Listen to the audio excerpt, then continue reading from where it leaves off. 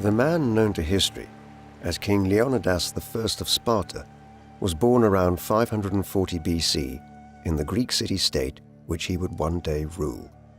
His father was Anaxandridas II, the 15th king of the Aegeid line, who ruled Sparta for nearly 40 years between around 560 BC and 520 BC. Together with his co-king Ariston, Anaxandridas ruled Sparta during a time when it cemented its position as the most powerful city-state in the Greek world. The name of Leonidas's mother is unknown, but according to the near-contemporary Greek historian Herodotus, she was the niece of her husband Anaxandridas. After several years of marriage, she had not produced an heir, prompting the powerful Council of Ephors, the most powerful magistrates in Sparta next to the kings, to demand that Anaxandridas divorce her and marry a woman who could bear children. When Anaxandridas refused to do so, the Ephors allowed him to take a second wife while remaining married to his first. The king's new wife soon gave him his first son, a boy named Cleomenes. After he obtained his desired heir by his second wife, Anaxandridas returned to his first wife, who then surprisingly gave birth to 3 sons in quick succession: Dorius, Leonidas, and Cleombrotus. Leonidas was born into the Aegeid dynasty, the senior of the 2 lines of kings who jointly ruled over Sparta, both of whom claimed descent from the legendary hero Heracles. As the 3rd son of King Anaxandridas II, he was not expected to become king, but he would, in the end, succeed to the kingship and become one of the most legendary figures of classical antiquity. Despite this reputation, little is known about Leonidas's life, and the main source of what we do know comes from the histories of Herodotus, the 5th century BC historian nicknamed the Father of History, who was the first writer to take an investigative approach towards events of the past. However, Herodotus was also notorious for embellishing his accounts of Greek history, and this makes determining the details of Leonidas's life additionally difficult. The city-state of Sparta, also known by the ancient Greeks as Lacedaemon, was located on the Eurotas River in the southeastern portion of the Peloponnese, the peninsula connected to the rest of Greece via the Isthmus of Corinth. The Peloponnese had been settled by the Achaeans, one of the 4 major Greek ethnic groups, during the early period of Greek history. Sparta was home to the legendary King Menelaus, who led the Spartans in the Trojan War and fought to rescue his wife Helen after her abduction by the Trojan prince Paris. Menelaus is said to have ruled from the hilltop town of Thermopylae, while classical Sparta was founded on lower ground near the Eurotas by the Dorians from the east. Unlike other Greek city-states, Sparta was not properly urbanized and was more of a collection of villages. The town of Sparta itself was divided into the 4 villages of Petana, Limnae, Mossoa, and Cynosura. The 4 villages, together with that of Amyclae to the south, collectively formed the city-state of Sparta. Since the 900s BC, Sparta was jointly ruled by 2 kings of the Aegeid and Europontid dynasties. The Spartans owed their constitution, known as the Great Retra, to a legendary figure called Lycurgus, who is said to have introduced his reforms around the 7th century BC. Under this system, the 2 kings of Sparta served as commanders of the army and were also members of the Gerarchia, a council of elders whose membership included 28 other men aged at least 60 who were elected for life. In addition to serving as the Supreme Court, the Gerarchia debated political issues before they were put to a vote in the assembly. They also had the power to veto the assembly's decisions. The members of the assembly were Sparta's full citizens, all of whom had to be of legitimate Spartan birth, and each underwent a rigorous training regime to serve in the Spartan army during their youth. Every year, the assembly elected a council of 5 ephors, 1 for each of the 5 villages who shared executive power with the kings, and sometimes overruled them. The ephors had extensive powers over foreign relations and served as ambassadors. Additionally, 2 ephors would always accompany the king on military campaigns and could put him on trial for misconduct. By the middle of the 7th century BC, Sparta had a formidable hoplite army. Hoplites were heavy infantrymen who fought in phalanxes 8 ranks deep, distinguished by a wooden round shield, faced in bronze and decorated with the Greek letter lambda for Lacedaemon, which they carried on their left arm. They wore a large bronze helmet, a bronze breastplate, bronze abdominal guard, and greaves. Their main weapon was a long wooden spear with an iron tip, and they also carried a short sword for close combat. Spartan hoplites were distinguished from other Greek warriors by their long hair and long red cloaks. Sparta was a very religious society, and its kings would make sacrifices and consult oracles before going on campaign. Even in the heat of battle, Spartan commanders were known to take time to make sacrifices to inform their decisions. They had a unique attitude to death, considering it a badge of honor to be killed in battle, while survival in defeat was a humiliation. These customs and values were instilled into the Spartans from a young age. As a warrior society, boys of legitimate Spartan birth were separated from their families from the age of 7 and brought up in the compulsory agogé system, where they would be raised by young Spartan adults who trained them as warriors. At the age of 18, the graduates with the greatest potential would join an elite military unit who served as members of the royal bodyguard of 300 men, senior army commanders, and would eventually become candidates for the Gerarchia. The only Spartan boys exempted from the agogé were the crown princes of the 2 royal houses. As Leonidas was not his father's eldest son, he would have joined his brothers Dorius and Cleombrotus in the arduous training regime. The elite Spartans were also members of a secret service called the Cryptaea, whose main function was to control the Helots, the lower class of Spartan society who were effectively exploited as slaves, and had once been from neighboring states such as Messenia, which were brought under Spartan domination from the 8th century onwards. Since the Helots vastly outnumbered the Spartans, the Spartan constitution included measures to keep them under control. After a new set of ephors took office in the autumn, they would issue a declaration of war on the Helots, which allowed free Spartans to kill the Helots without being punished. A third class, which existed between the Spartans and Helots, were known as Perioeci, and these were men from neighboring towns and villages who were free subjects of the Spartans with obligations to serve in the army. As the Spartans were banned from engaging in any economic activities, the Perioeci served as merchants and craftsmen, making the armor and weapons for the Spartan military.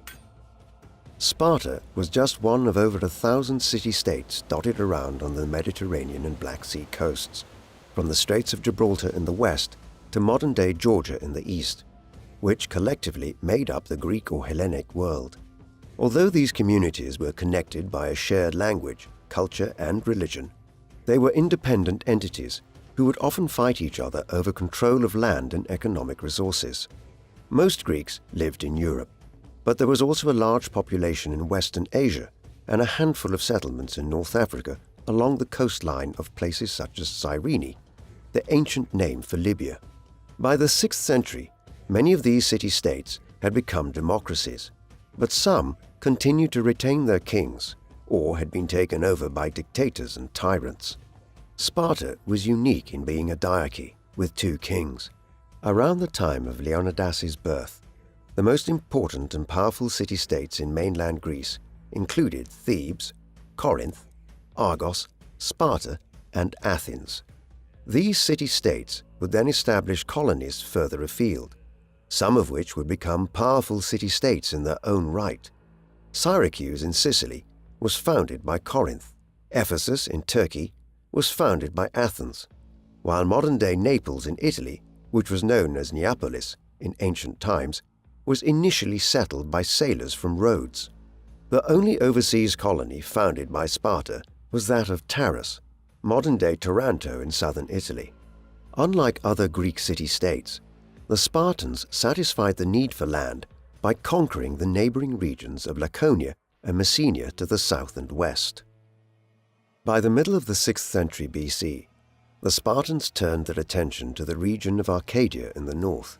In around 550 BC, during the reign of Leonidas' father, Anaxandridas, the Spartans marched into battle against the Arcadian city-state of Tegea, carrying rods with which they would divide the land they expected to conquer, and chains to shackle the prisoners they expected to capture. Instead, they suffered an unexpected defeat and ended up wearing the same chains as prisoners of war. The setback at the so-called Battle of Fetters prompted Sparta to change its policy from one of conquest to one of diplomacy under the influence of an ephor named Chilon. The Spartans soon claimed to have discovered the bones of Orestes and Tisamenus, the legendary son and grandson of King Agamemnon, the elder brother of Menelaus, and supreme commander of the Greeks in the Trojan War. By bringing these remains back to Sparta for reburial, they claimed the inheritance of the Achaean kings, and by extension, the whole of the Peloponnese. Through these and other means, the Lacedaemonians were able to secure an alliance with Tegea. Over the course of the second half of the 6th century BC, these diplomatic initiatives led to the formation of an alliance known as the Peloponnesian League. Sparta was the leading power of the alliance and was not bound by reciprocal obligations to defend its allies. The one major Peloponnesian city-state which remained outside the League was Argos, a traditional rival which unsuccessfully challenged Spartan dominance in battle on several occasions in the 6th century BC. The death of Anaxandridas II in around 520 BC led to a succession crisis between his sons Cleomenes and Dorius.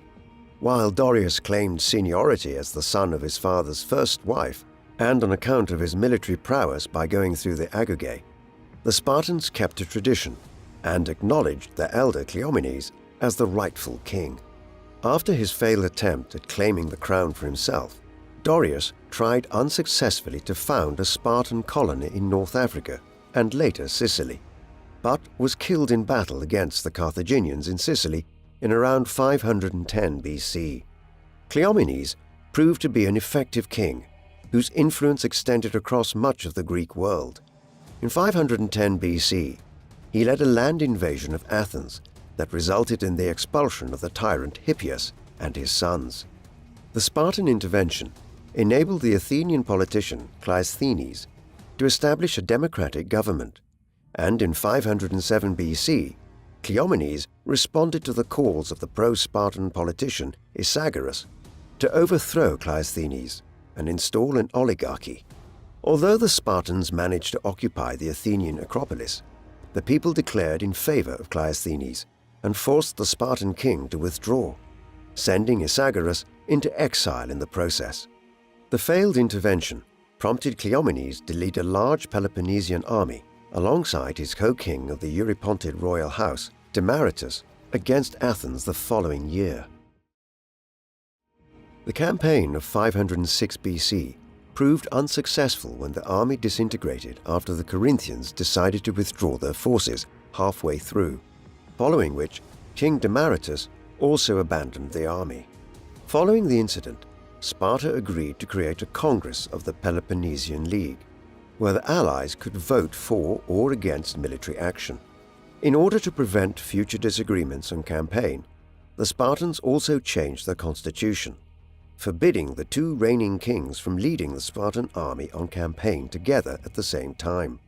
According to Herodotus, the Agiad and Eurypontid kings of Sparta tended to view each other with suspicion and hatred, and after 506 BC, the disagreements between Cleomenes and Demaratus were not only political but personal. This animosity continued for many years. In 494 BC, after defeating Argos in battle, Cleomenes was put on trial for failing to capture Argos itself. It is likely that Demaratus was behind the initiative. On this occasion, Cleomenes successfully defended himself and was acquitted when placed on trial before the ephors. Then, in 491 BC, following another disagreement between the two men, Cleomenes deposed his co-king and bribed the oracle at Delphi to declare that Demaratus was the illegitimate son of his father, King Ariston, and therefore his deposition was divinely sanctioned. Soon afterwards, the bribery was discovered, and Cleomenes is said to have gone mad and went into exile. He was then recalled to Sparta and arrested by the authorities. His accusers on this latter occasion may have included his brothers Leonidas and Cleombrotus. After being placed in prison with a helot guard, he soon persuaded one of the guards to give him a knife and killed himself. Herodotus presents a number of alternative theories for the king's madness and suicide, the most common being that he had angered the gods when he bribed the oracle at Delphi, and his descent into insanity was divine retribution. The historian Paul Cartledge has raised the possibility that Cleomenes' death was not a suicide, but that he was actually murdered by his half-brother Leonidas, who was next in line to the Aegeid throne and who succeeded Cleomenes as King Leonidas I in 489 BC. By the time he became king, Leonidas was married to Gorgo, the daughter and only child of Cleomenes. As Gorgo was born around 510 BC, the marriage would have taken place in the late 490s, when Gorgo was in her late teens and Leonidas was already around 50 years old. Marriage between close blood relatives was not uncommon for the Spartan royal houses, and Leonidas's own father and mother had been uncle and niece. Furthermore, as Gorgo was Cleomenes' only child and stood to inherit all his wealth, Leonidas would reunite a large part of his father's inheritance that had been divided among his 4 sons. Leonidas came to the throne towards the beginning of the Greco-Persian Wars, which saw Greek city-states in Ionia on the western coast of modern-day Turkey clash with the rapidly expanding Persian Empire. The Persian Empire was founded in the 550s BC by Cyrus II of Anshan, a client king of the Median Empire, ruled by his maternal grandfather, King Astyages. Both of these empires were based initially out of the region around modern-day Iran. In 553 BC, Cyrus rebelled against his grandfather, and by 550 BC, he captured the Median capital of Ecbatana, overthrowing Astyages' empire and proclaiming himself King of Kings. Upon learning of this, King Croesus of Lydia in western Anatolia, the region around western Turkey along the coast of the Aegean Sea, sought to take advantage of the collapse of the Medes and consulted the Delphic oracle, which informed him that he would destroy a great empire if he were to launch an invasion. Confident of victory, Croesus invaded Cyrus's empire from the west, only for the Persian king to counterattack and overrun Lydia by 546 BC, deposing Croesus and transforming the region into a Persian province. In 539 BC, Cyrus also captured Babylon and allowed the captive Jewish population to return to their ancestral home in Jerusalem. The great king then turned his attention east, where he managed to establish tributary relationships in India, but generally faced greater resistance. He is said to have died in battle in Central Asia, fighting against an army led by Queen Tomiris of the Massagetae in 530 BC. The Persian Empire continued its expansion under Cyrus's son and successor, Cambyses II, who conquered Egypt and the Levant during his brief reign. Cambyses' death in 522 BC led to a power struggle which eventually resulted in the accession of Darius I, a powerful warrior who married Cyrus's daughter Atossa and claimed to be distantly related to the Persian royal house. After his coronation at Cyrus's capital of Pasargadae in around 515 BC, he established a ceremonial capital at Persepolis in the region of Fars in southern Iran, though the main administrative center was in Susa, around 160 miles to the east of the Tigris River. In 513 BC, Darius embarked on his Scythian campaign, during which he built a pontoon bridge to convey his army across the Bosporus Straits into European Thrace, a region covering parts of modern-day Bulgaria, northwestern Turkey, and northeastern Greece. Although he struggled to defeat the nomadic Scythians, Darius subjugated the Thracians and forced King Amyntas of Macedonia to submit to his empire as a vassal. These new conquests strengthened the Persian Empire's northwest frontier and served as a base for further incursions into Greece. By 500 BC, Darius ruled over a vast multi-ethnic empire, which incorporated Indians in the east and Greeks in the west, and he set about reorganizing his father-in-law's disparate conquests in order to administer the provinces more effectively. Darius introduced a universal currency known as the Daric in his honor. He also divided the empire into around 20 provinces called satrapies, each governed by a satrap. Each of these governors was required to provide a minimum annual tax or tribute as well as military obligations, and the satraps were expected to collect these taxes and raise contingents of soldiers on behalf of the great king. Although the Persian kings were Zoroastrians, who claimed to be representatives of the god Ahura Mazda, or Lord Wisdom, they were generally tolerant of other religions and were satisfied as long as they received the taxes and tributes they demanded from their imperial subjects in each of the provinces.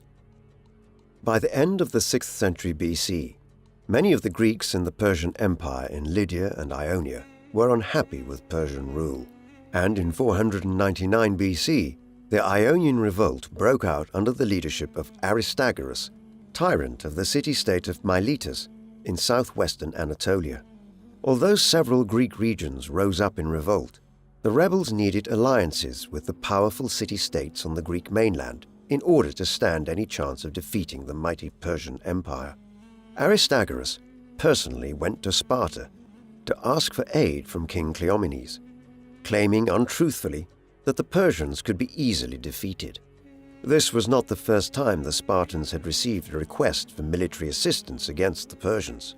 A half-century earlier, King Croesus of Lydia had recognized Sparta as the most powerful city-state in the Greek world, and when he faced a counter-invasion of Lydia by Cyrus's armies in the 440s BC, Croesus requested military assistance from Sparta, which on this occasion decided to only send a diplomatic envoy to warn Cyrus not to invade Lydia. By the time the Spartan arrived, Cyrus had already occupied the Lydian capital of Sardis. When Cleomenes asked how long it would take to get to Persia, Aristagoras informed him that it would take 3 months to march overland from Ionia to Susa. When Cleomenes refused, due to the great distances involved, Aristagoras informed the Spartan king of the great wealth of the Persian Empire and attempted to bribe him, gradually increasing his offer. According to Herodotus, Aristagoras eventually offered Cleomenes 50 talents of silver, an enormous sum of money at the time, but Cleomenes' daughter, and Leonidas' future wife Gorgo, who was not yet 10 years old, warned her father not to become corrupt and urged him to dismiss the foreigner. After Sparta's refusal to help, Aristagoras went to Athens and made the same arguments in an attempt to obtain Athenian assistance. As the Athenians claimed leadership of the Ionian Greeks and had recently survived attempts by the former tyrant Hippias to overthrow their nascent democracy with Persian support, they agreed to support the revolt and joined the Ionians and Eretrians in sacking the Lydian capital of Sardis in 498 BC. Later that year, the allies were defeated by the Persians at the Battle of Ephesus, and Athens withdrew from the alliance. The revolt continued until 494 BC, when a Persian fleet defeated the Ionians at the naval battle of Lade, near Miletus. After restoring his control over Ionia, Darius planned an invasion of Greece, both to punish Athens and Eretria for siding with the rebels and to reduce the threat of the Greek city-states joining together to attack the empire again. Thus, in 492 BC, Darius' son-in-law and nephew, Mardonius, led a campaign to re-establish Persian authority over Thrace and forced Macedonia to give up its previous autonomy. But any further incursions into Greece were frustrated when most of the Persian fleet was shipwrecked near Mount Athos. The following year, the Persian king sent ambassadors to all the Greek states seeking their submission to Persian authority. Athens and Sparta signaled their refusal to submit by killing the Persian envoys, but a direct showdown between the Greeks and the Persians was drawing near. In 491 BC, King Cleomenes of Sparta had tried to use his influence to create an anti-Persian alliance between Athens and the nearby island city-state of Aegina, which had recently submitted to Persia.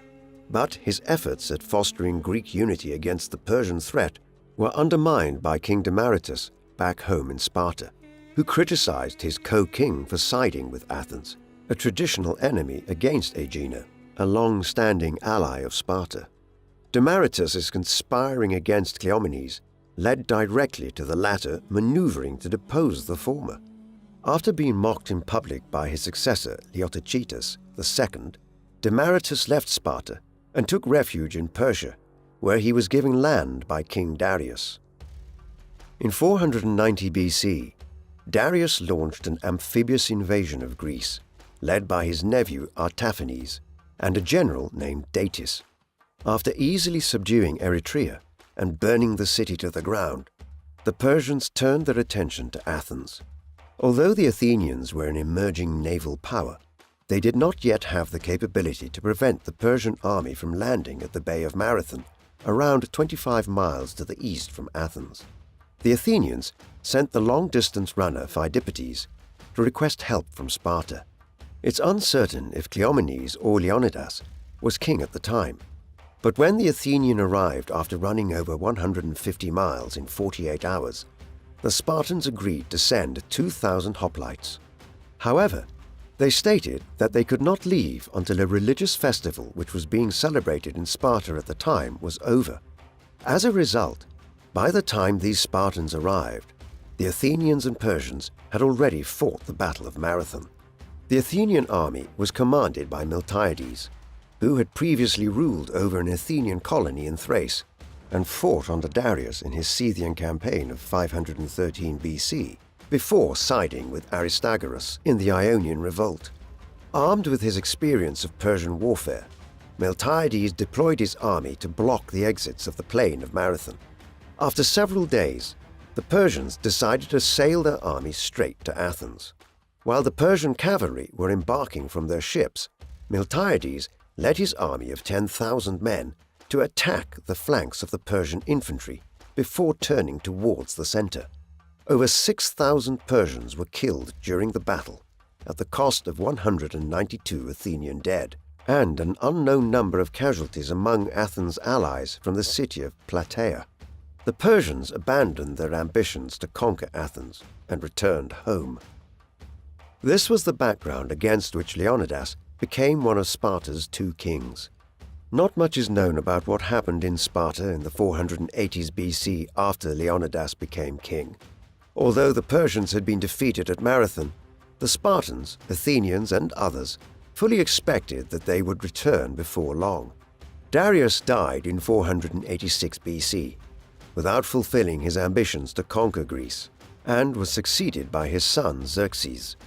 After restoring internal order within his empire, he resolved to complete his father's unfinished work and made preparations for a campaign to defeat and subjugate the Greeks once and for all.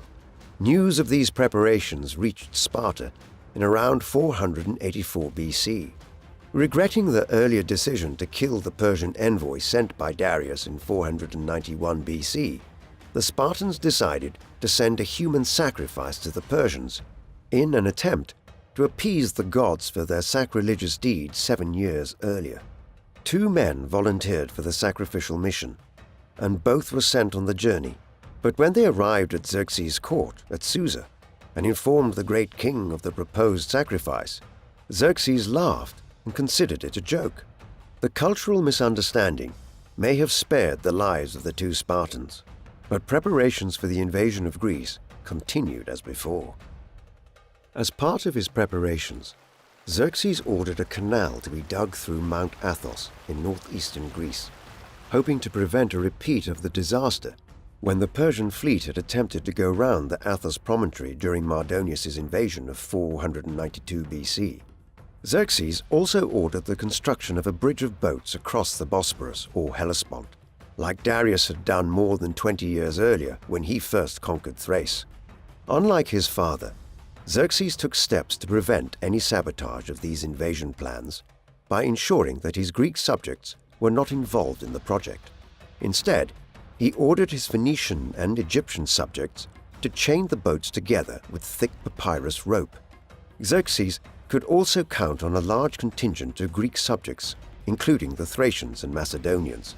Many Greek city-states which retained monarchies preferred the protection offered by the Persian Empire to the prospect of being overthrown by a democratic revolution, and despite attempts by Herodotus to give the impression of a united Greek resistance to this latest Persian invasion, it is likely that more Greeks fought for Xerxes than against him when he launched the latest Persian invasion of Greece in 480 BC.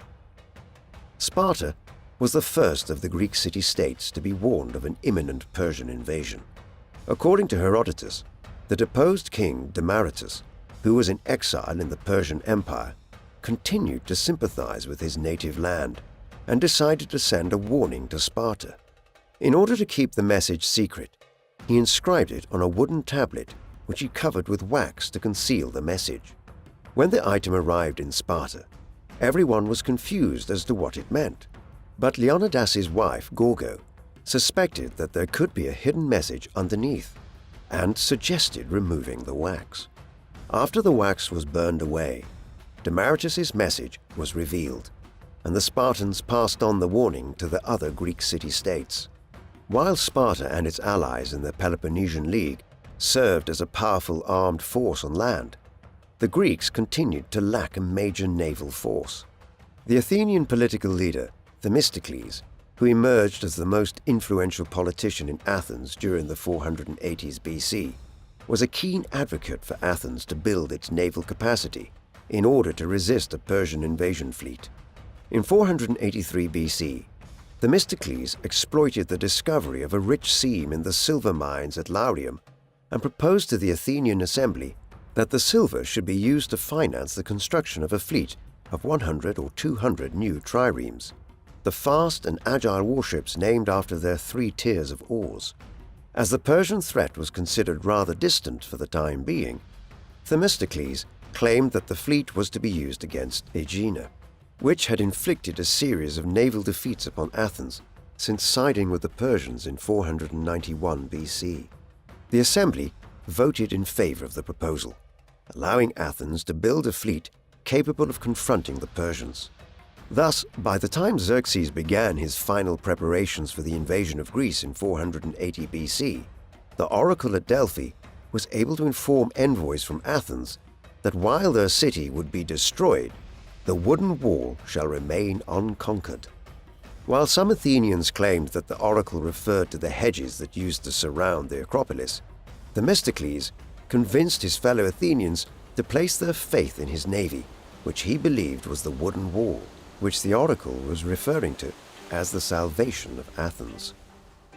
In 481 BC, the representatives of the Greek city-states which sought to resist the imminent Persian invasion met at the Isthmus of Corinth, the narrow neck of land between the Peloponnese and northern Greece, where they agreed on a mutual defensive pact, bound as they were by religious, linguistic, and cultural ties.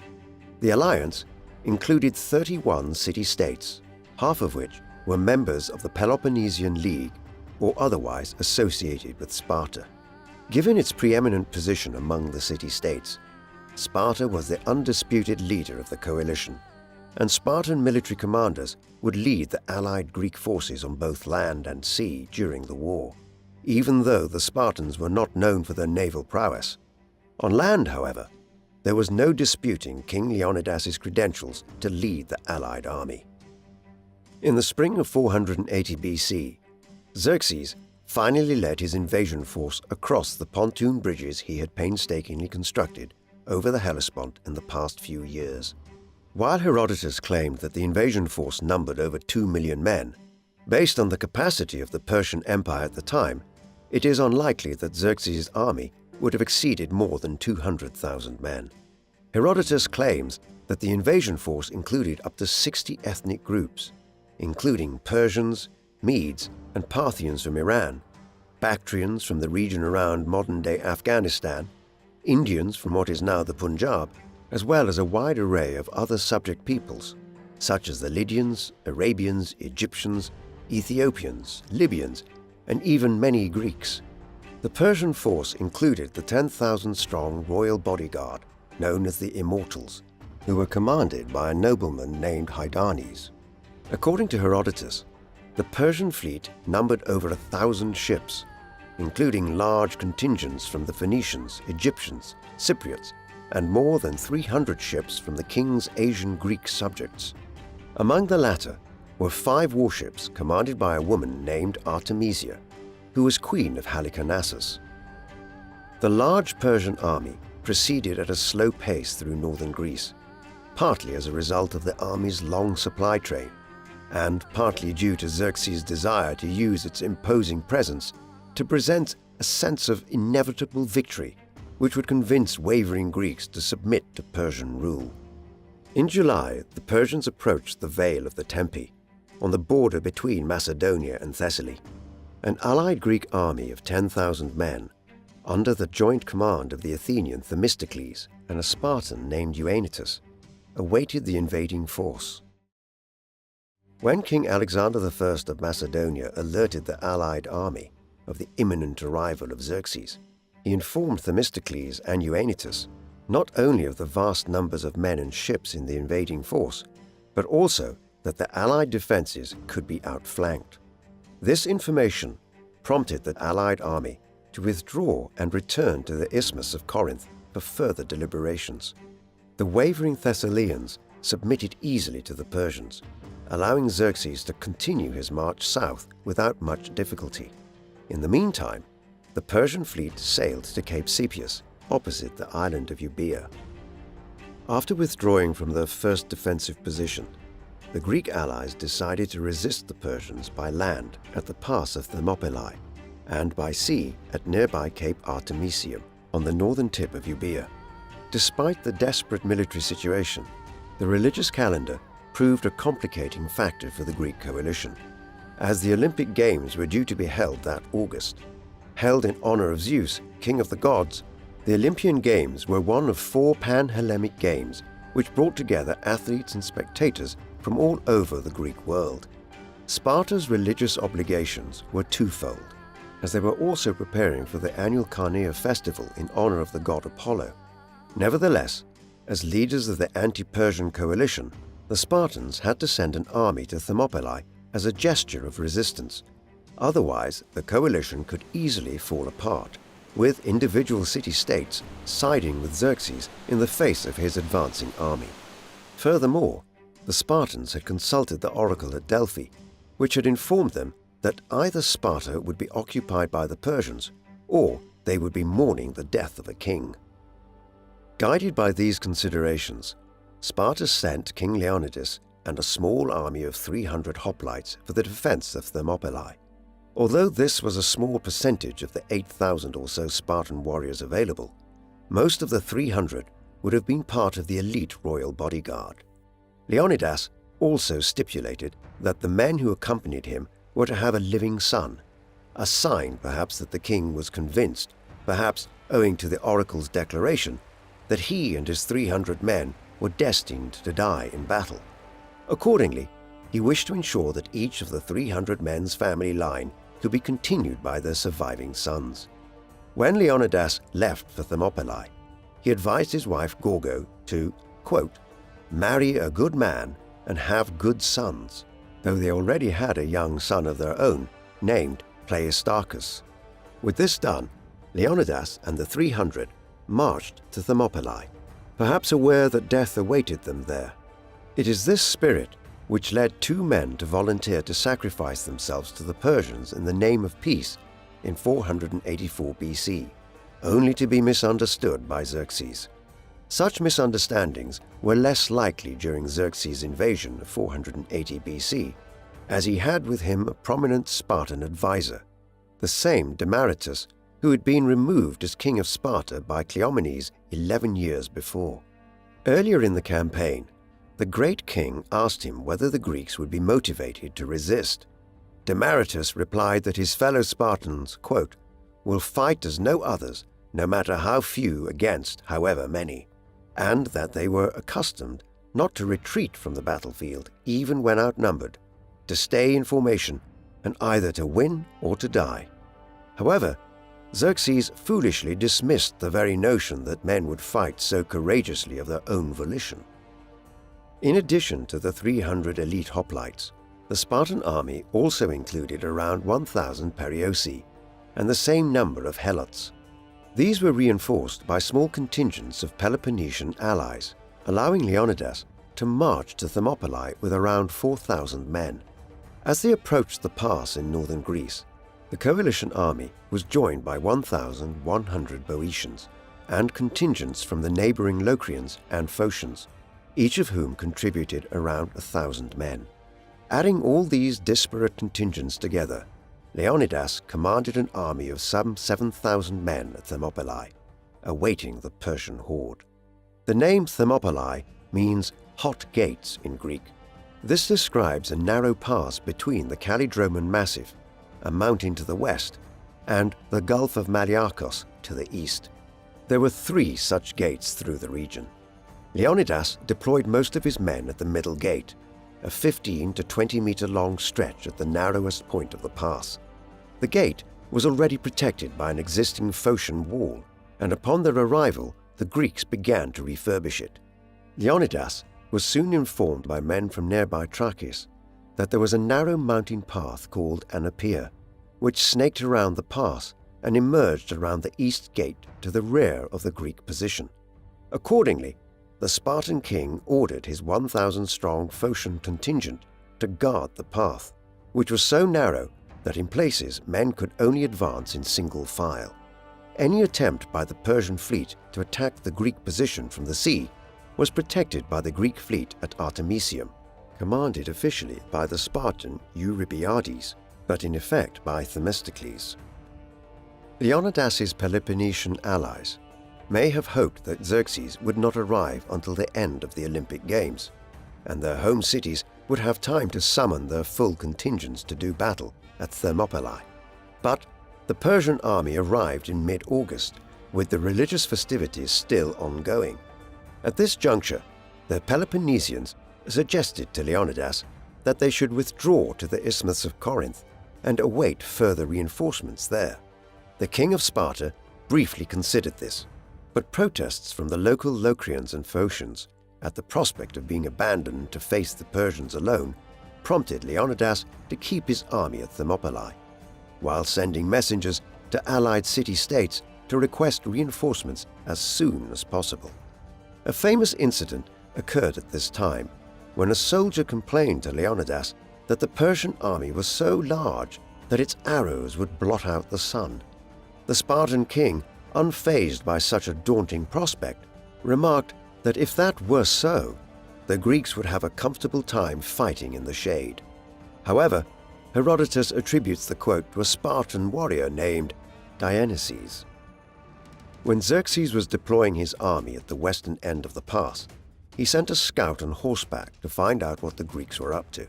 The scout returned to report that he had seen a small number of Greeks doing gymnastic exercises in the nude, while others were combing their long hair. The report astonished the great king, who summoned Demaratus to explain the seemingly effeminate behavior. Demaratus immediately recognized these men as Spartans and informed Xerxes that by dressing their hair, they were performing a ritual as part of their preparations to fight to the death. Xerxes had come to distrust Demaratus by this time and took this warning lightly, dismissing the notion that these men were the boldest and noblest of all the Greeks. Expecting that sooner or later Leonidas and his men would take flight, Xerxes waited for 4 or 5 days until he finally decided to attack on the 17th of August, 480 BC. Before doing so, he sent an envoy to Leonidas, promising the Greeks their freedom and lands in Asia if they surrendered. After the Persian envoy was refused, he returned with a message from Xerxes, asking Leonidas and his men to hand over their weapons. In response, the king of Sparta uttered a characteristically brief 2-word challenge, "Molon labe," come and take them. Xerxes answered Leonidas's challenge by sending a 2,000-strong Median contingent who were among the best soldiers in his army against the Greeks. However, the lightly armed Medes were unable to make much progress, and hundreds fell as they clashed with the heavily armed Spartan hoplites. The Median javelins were much shorter than the hoplite spears, and the narrow confines of the pass at Thermopylae negated the advantage of numbers that the Persians enjoyed. The Spartans also enjoyed tactical superiority, and their high level of discipline enabled Leonidas to rotate his men at the front line behind the Phocian wall at regular intervals to ensure that the men fought as effectively as possible. Leonidas also successfully ordered his men to stage feigned retreats before wheeling them around and inflicting maximum damage on the enemy forces, which had begun to advance in a chaotic fashion. Increasingly frustrated by the inability of his army to overcome the resistance of a tiny Greek hoplite army, Xerxes ordered his elite immortals into the fray, but even they could make no progress against the wall of Spartan shields and fell back with heavy losses. Thus ended the first day of hostilities. Xerxes knew he had a genuine problem on his hands at the end of it. On the second day of battle, Xerxes continued his frontal assault of the pass, launching wave after wave of men against the Greek hoplite wall. As the Persian king rued a second day of no progress, a local man named Ephialtes arrived at the Persian camp, offering information that would enable the Persians to win the battle. Expecting a huge reward from the great king, the infamous traitor informed Xerxes that it was possible to circumvent the Greek position by taking the narrow Anopea mountain path. Xerxes at once investigated this possibility and ordered Hydarnes to lead his immortals on a special mission. With Ephialtes serving as their guide, Hydarnes and his men set off at nightfall and climbed the mountain path in the middle of the night. During the early hours of the third day of battle, the Phocian contingent detached by Leonidas to guard the route heard the rustling of leaves signaling the unexpected advance of the immortals and hurried to arm themselves for battle. An equally surprised Hydarnes feared that these were Spartans, but after Ephialtes informed him that they were not, the immortals managed to overcome the inexperienced Phocian hoplites and descended into the Thermopylae Pass, east of the Middle Gate. As a result of these developments, on the morning of the third day, Leonidas and his men faced being trapped in a pincer to the east and west. When the Spartan royal diviner Megistias carried out his sacrifice that morning, he read the signs of impending death, which would hardly have come as a surprise. Leonidas and his subordinate commanders decided what to do, now that their position was untenable. The account given by Herodotus states that Leonidas dismissed his allies after recognizing that they were unwilling to continue the fight. The king himself decided to continue the fight with what remained of the 300 Spartans, the Perioeci and Helots, as well as the Boeotians, who chose to stay and fight. It is equally likely, perhaps more so, that the allied contingents withdrew in fear without any orders from Leonidas. That the Spartans decided to stay and fight until the bitter end was fully expected of their warrior culture, and Leonidas might also have been persuaded to stay by the message from the oracle that a Spartan king would have to die to spare Sparta from the Persian horde. As the remainder of his army prepared to take breakfast that morning, Leonidas is supposed to have said to them, "This evening we shall dine in Hades." After 9 o'clock on the morning of the third day of battle, Xerxes launched his assault. Leonidas and the remaining Greeks made their last stand in front of the Phocian wall. With nothing to lose except their lives, they fought like men possessed and inflicted more casualties on the enemy than in the previous 2 days. After their spears broke, the Greeks took their swords in hand and charged against the enemy, fighting hand to hand. King Leonidas fell in the melee, and the Greeks and Persians fought over possession of the dead king's body. Although the Greeks were initially successful at retrieving their fallen leader's corpse, once the outflanking maneuver was complete and they were trapped in the rear, the remaining Greeks retreated to a small hill where they fought to the end, with only the Thebans surrendering to the Persians. Of the 300 Spartans who accompanied Leonidas to Thermopylae, only 2 survived, neither of whom fought in the battle. A man named Pantites had been absent because Leonidas sent him on a diplomatic mission to Thessaly, and when he realized he missed the battle, he hanged himself in shame. A second man, Aristodemus, was unable to fight due to an eye infection. Even though a fellow member of the 300, named Eurytus, had been suffering from the same illness, he ordered his helot attendant to lead him into the battle, acting as his eyes on the battlefield, where he met his end. Upon his return to Sparta, Aristodemus was subjected to humiliation from his fellow citizens, and at the Battle of Plataea the following year, he attempted to redeem himself by breaking ranks and charging alone into the midst of the enemy. Although the Greeks lost up to 4,000 men at Thermopylae, over 20,000 Persians fell during the battle, including 2 of Xerxes' half-brothers. Infuriated by how much blood he had to expend in order to eliminate such a small enemy force, once the Persians recaptured Leonidas's body, Xerxes ordered the dead king to be decapitated and his head displayed on top of a pole. Herodotus noted that the Persians usually treated the bodies of fallen enemy warriors with great honor, indicating exactly how enraged Xerxes was by how Leonidas had managed to oversee the resistance at Thermopylae. The death of Leonidas led to the accession of his young son Pleistarchus as king. The fallen king's younger brother, Cleombrotus, was named regent for the underage Pleistarchus and also took over command of the coalition land forces in the Peloponnese.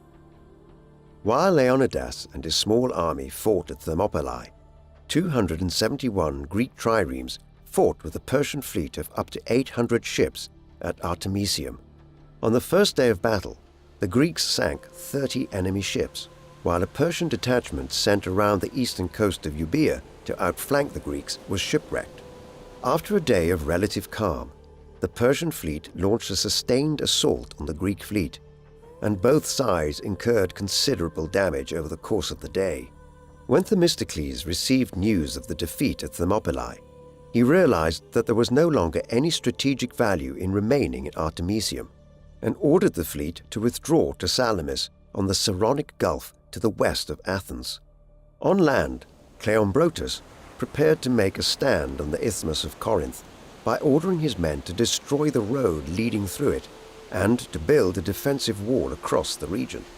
But as Athens was located in the region of Attica, located outside the wall, the Athenian citizens were ordered to abandon their city and evacuate to Salamis, and Themistocles was able to use the Athenian fleet to help out in the final stages of the evacuation. After the few remaining Athenians who barricaded themselves on the Acropolis were defeated, Xerxes ordered the city to be destroyed, and the Athenian Acropolis was razed to the ground, fulfilling another prophecy of the oracle at Delphi. Although Leonidas' stand at Thermopylae ended in defeat, and Xerxes' army continued its advance, the heroic defense of the pass inspired the Greeks to fight on, and the 3 days of fighting at Thermopylae provided much-needed time for Themistocles to inflict significant damage to the Persian fleet.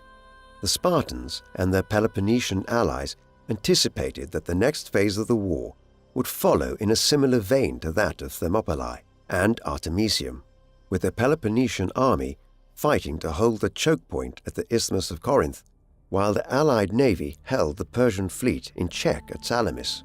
But Themistocles had other ideas and believed it was possible to end the war by destroying the Persian fleet.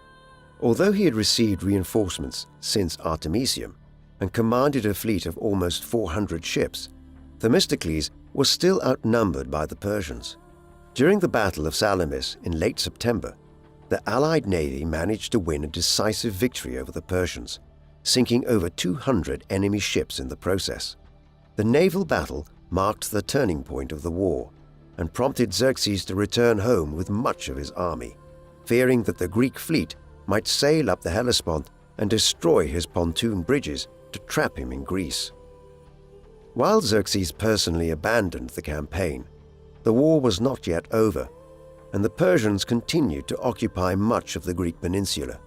The great king left behind a large force under the command of his cousin Mardonius, the same man who had led the invasion of Thrace in 492 BC. Now Mardonius evacuated Attica and spent the winter in Thessaly, while the Athenians reoccupied their native city and the Peloponnesians remained behind the Isthmus wall. Since the Athenians lacked the protection of the Isthmus wall, they urged the Spartans to lead an army north to attack and defeat Mardonius. When the Spartans refused, the Athenians withdrew their navy from the allied fleet, enabling King Leonidas of Sparta to take command. In early 479 BC, Mardonius aimed to exploit the disagreements among the allies by sending a peace offering promising freedom to the Athenians. But this was rejected, prompting the Persian general to reoccupy Athens and completely destroy the city. The Athenian refugees appealed for military assistance from the Spartans, threatening to accept the Persian terms if none was given. After overseeing the completion of the Isthmus wall, Cleombrotus returned to Sparta and died soon afterwards, leaving his son, Pausanias, as regent and commander of the allied army. Pausanias raised an army of some 70,000 men, which marched north from the Isthmus, where they were joined by 8,000 Athenian hoplites. While Mardonius hoped to do battle on the open plains near Plataea, Pausanias managed to occupy a position on the heights overlooking the Persian camp. The two armies faced each other for several days before the Greeks decided on a strategic retreat to secure their lines of communication. As the Greeks were retreating in different directions, Mardonius led his army up the heights in pursuit. But, as at Thermopylae, the lightly armed Persians proved no match for the Greek hoplites, and Mardonius was killed in battle alongside more than half his army of some 120,000 men. At around the same time, King Leonidas sought battle with the Persian fleet and caught up to it at the foot of Mount Mycale in Ionia. Rather than do battle on their damaged ships, the Persian sailors joined a large army Xerxes had left there and did battle with the Spartans on foot with predictable consequences. The twin victories of Plataea and Mycale definitively ended any further attempts by Xerxes and his successors to invade Greece, and the invasion was abandoned.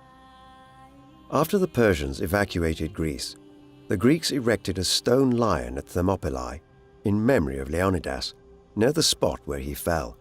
They also raised a monument commemorating the dead with an epitaph composed by the poet Simonides, which read, quote, "Go tell the Spartans, stranger passing by, that here obedient to our laws we lie." Around 40 years after the battle, a Spartan delegation sent to Thermopylae recovered the supposed remains of Leonidas and carried them back to Sparta for reburial in a grand funeral. While the Spartans worshipped all their kings as semi-divine beings after their deaths, in later centuries, Leonidas was given the additional honor of an annual festival in his name, the Leonidaea. The focal point of the Spartan worship of the cult of Leonidas was a building known as the Leonidaion, which may have contained the funerary monuments of Leonidas and Pausanias, the two preeminent Spartan heroes of the Persian Wars. Even though we know very little about his life, in the centuries after his death, Leonidas served as a reminder to the Spartans of their former glory. The Roman emperors sought inspiration from the warrior tradition of Sparta, and the Leonidaea festival was revived during the reign of Emperor Trajan in the early 2nd century AD. The Greek historian and biographer Plutarch wrote a life of Leonidas, which has regrettably not survived. The legacy of Leonidas extends beyond the ancient world. During the Italian Renaissance, the independent city-states, threatened by French and German invasion, were inspired by Leonidas and the 300 as defenders of liberty against foreign tyranny. In the late 16th century, the prolific French essayist Michel de Montaigne claimed that Salamis, Plataea, and other Greek victories against Persia paled in comparison to the glorious defeat of King Leonidas and his men in the pass of Thermopylae.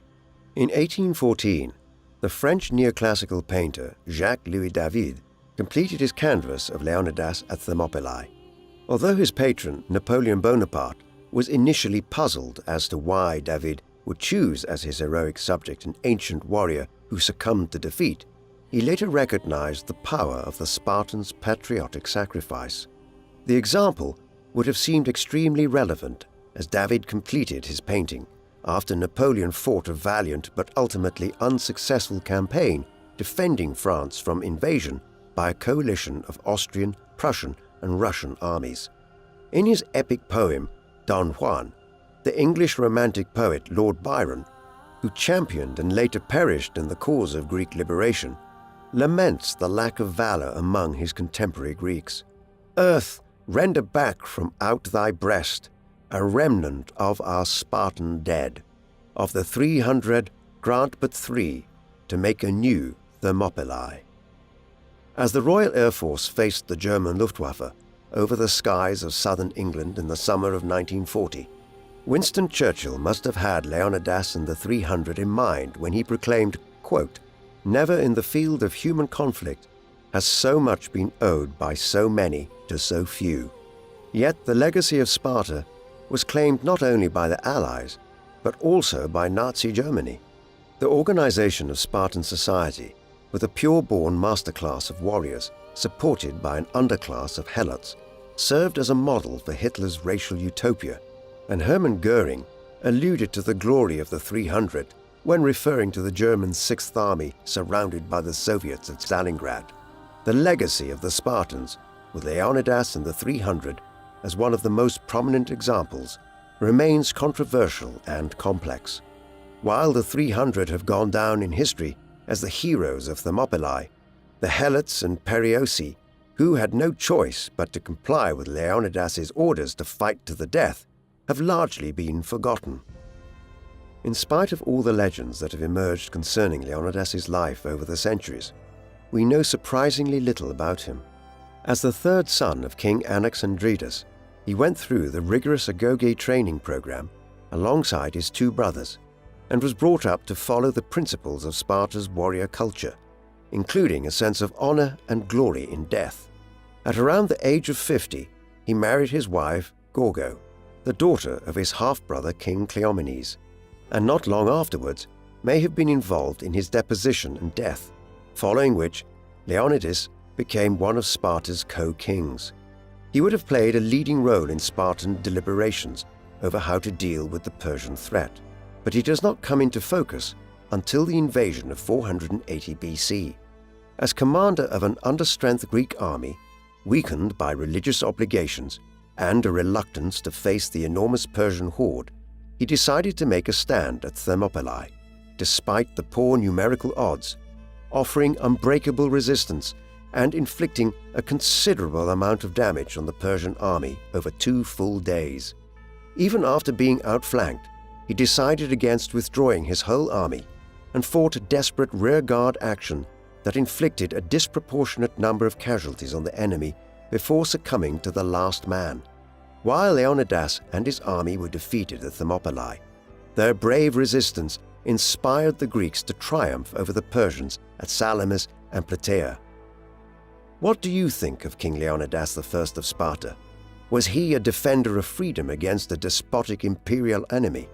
Or was he himself a despot who ruled over a state which routinely oppressed and humiliated its subject peoples in order to preserve the privileges and culture of a small warrior elite? Please let us know in the comments section, and in the meantime, thank you very much for watching.